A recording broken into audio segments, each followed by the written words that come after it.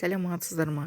Бүгін таңғы асқа омлет жасаймыз. Кастрюлькама су толтырып, плитаның үстіне қойып қойдым. Астын қосып, бізге ол үшін 2 жұмыртқа керек болады. 2 жұмыртқаны кесемізге жағып аламыз.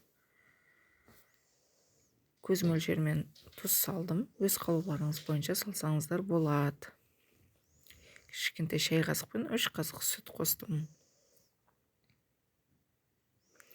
Жұмыртқаны жақсылап, барлығын қоспаларымызды араластырып аламыз жақсылап.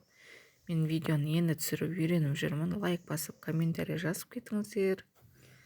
Осындай таза пакетикке қоспамызды құямыз.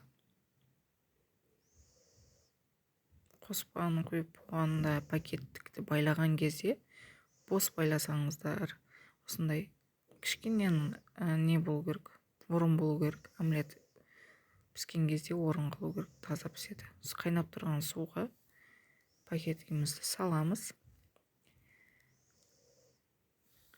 Осылай кішкене аузын ашық қалдырамыз. 15 минутте дайын болды. Осылай үлкен әдемі болып пісіп шықты. Қарап тұрғандарыңыздай өте дәмді болды. Жұмыртқаны қуырып жегілеріңіз келмеген кезде осылай дайындап көрсеңіздер болады. Өте дәмді, асқазанға өте жеңіл тағамдардың бірі. Өз қалауларыңыз бойынша ішіне ас көктер қоссаңыздар болады. Барлықтарыңызға ас болсын.